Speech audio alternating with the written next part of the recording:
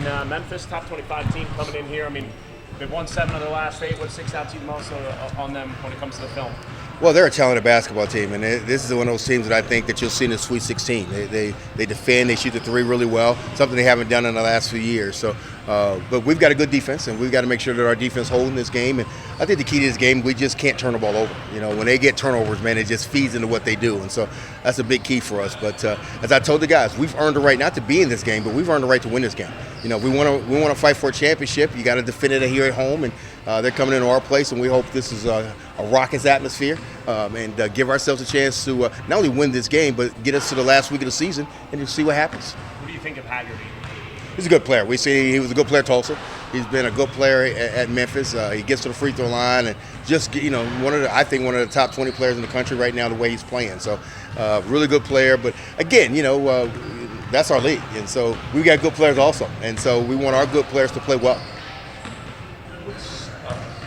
What in your mind has been the difference with your group here in conference play in terms of the success you've had early on here?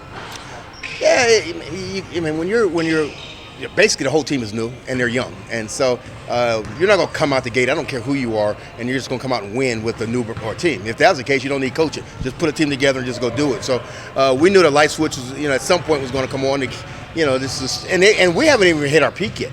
And so, I can't wait to see when we get to our peak. I think that's when we're really going to be scary. But it just takes time. I have 4 freshmen in an 8-man rotation. You're not going to win early with that. But what happens is instead of taking them out, we just kept playing them, and all of a sudden that experience has helped us to where we are right now. You had mentioned before how this could end up being a one big conference, you know, and you and Memphis, I mean, right near the top of the AAC standings right there. So what kind of implications does that kind of context have for a game like this? When you're coaching a team, we don't need to talk like that. I think that we just want to be good that day. You know, one thing with young teams that you can't worry what happens 2 weeks from now. You can't worry what happens a month from now. We can just be good today. That's all we care about. Wake up tomorrow and see what that is. I don't want to get caught up to. I don't care about the standings right now. What I want to make sure is that we're playing our best basketball today. And I had to kind of pull back from that even early in the season with this young team just to make sure let's just worry about the moment. Let's be good in the moment. When we do that, we're really good. So Memphis has one player who played against you in the game you won here last year. You have 2 guys who played off the game. So history really doesn't matter. No, it really doesn't. It really doesn't. Now I hope the results are the same. We'll take the same results, but most of those guys are gone. The guys I had were gone, and so these are 2 different basketball teams. I think both headed in the right direction. How excited are you for this young team to get, battle tested in facing a top 25 team like Memphis that's so talented and has won, 7 of its last 8 games? I love the fact that you asked me how excited I am. You're asking me how excited. Have you ever seen me not excited? Come on, man. I mean, I'm excited about the game, but when I woke up this morning excited. So you're asking me how excited I am? If my excitement never goes below a 9, and it stays between 9 and 10. So when we win, it's at a 10, but I'm always excited. I woke up blessed, so I'm great, man. I'm having so much fun with these young guys, so regardless of what happened, I'm so proud of these young people because, again, they could have quit a long time ago. And, boy, we're playing some really good basketball. So my excitement is going to be there whether they win, lose, or draw. I love these kids, and so I'm going to stay excited. You mentioned turnovers. Turnovers both ways. Is that could be maybe a key? Because Memphis, they can turn the ball over themselves. They turn teams over and they turn it over. And you're pretty good in that department. I think that's the difference in this game because when we're really good, we turn you over. And when they're really good, it's who takes care of the ball the best in this environment. So we need this environment to make them play sometimes even faster so they can turn that ball over. So I'm really looking forward to that. Do you think this could be a measuring stick to see, where you guys are at all because of, Memphis? No, I don't think it's a measuring stick because we got to turn around and play Sunday.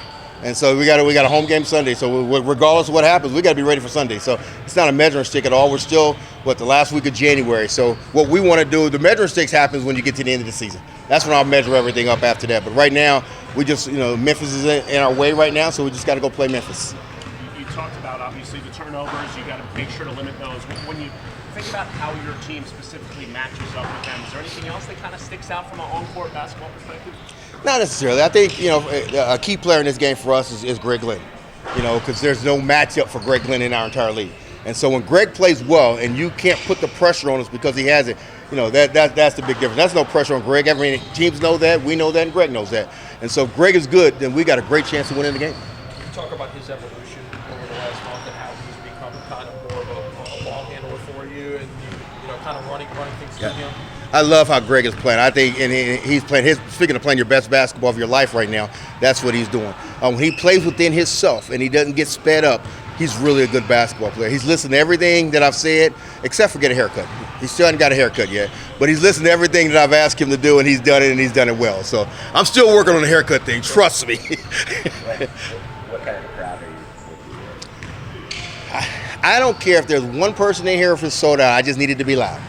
You know, our kids deserve that. When we go play at Memphis, trust me, it's loud. When we go to North Texas, it's loud. So it'll be nice to come and be at our place and that crowd's cheering for us this time instead of us having to fight that crowd.